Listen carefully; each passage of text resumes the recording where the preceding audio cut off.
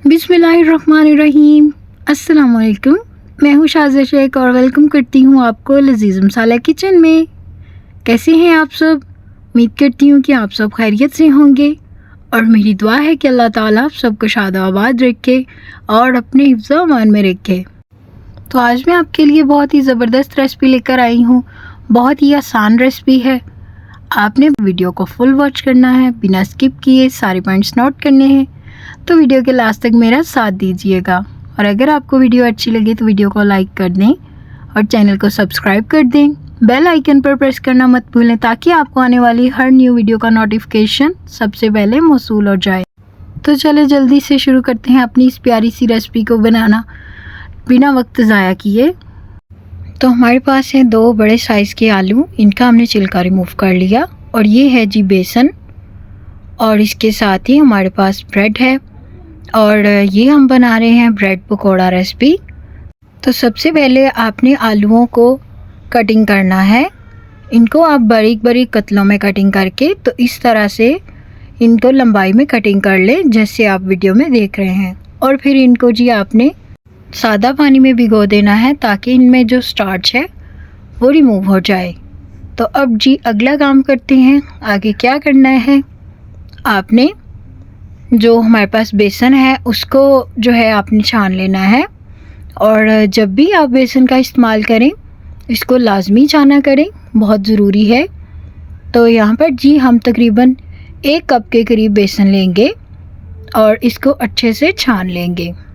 और अब जी हम बेसन को छान लेने के बाद इसमें डालेंगे स्पाइसेस जो कि हैं हमारे पास 1 टीस्पून लाल मिर्च, 1 टीस्पून नमक, 1/4 टीस्पून हल्दी, 1 टीस्पून भुना कुटा हुआ ज़ीरा, हाफ़ टेबल स्पून खुश्क धनिया पिसा हुआ और 1 टीस्पून पिसी हुई काली मिर्च और ये है जी हरी मिर्चें कटी हुई और इसके साथ ही खूब सारा हरा धनिया और प्याज डालेंगे इसमें।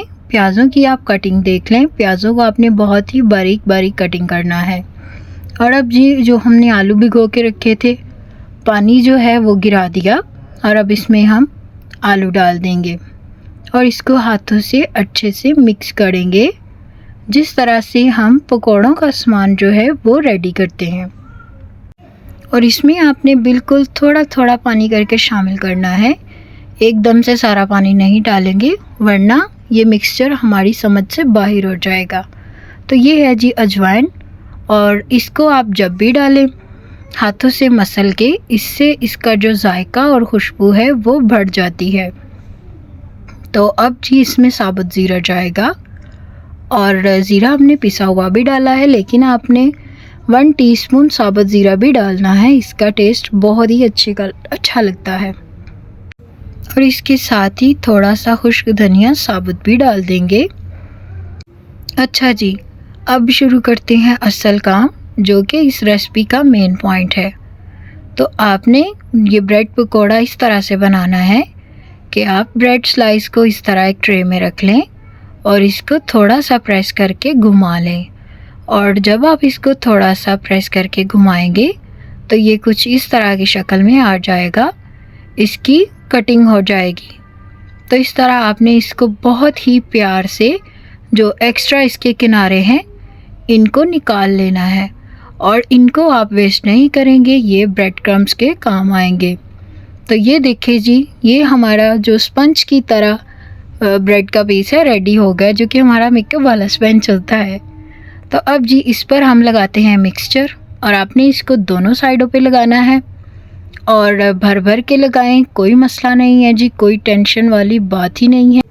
और आपने इस मिक्सचर की जो कंसिस्टेंसी है वो इस तरह से रखनी है, अगर ये ज़्यादा पतला होगा तो ये इस पर नहीं लगेगा, ये चीज़ आपने जहन में ज़रूर रखनी है। तो देखें आपके बहुत ही अच्छे से हमारा ये जो ब्रेड पकोड़ा है रेडी हो गया है और अब इसको हम फ्राई करेंगे। तो फ्राई करने के लिए बहुत ही अहम पॉइंट है वो ये कि आपने इसको लो टू मीडियम फ्लेम पर आपने इसको फ्राई करना है। फ्लेम हाई नहीं करेंगे क्योंकि अगर आप फ्लेम हाई करेंगे तो ये ऊपर से जो है वो कलर तो आ जाएगा लेकिन इसमें हमने कच्चे आलूओं का इस्तेमाल किया है। तो आपने इसको लो टू मीडियम फ्लेम पर बनाना है।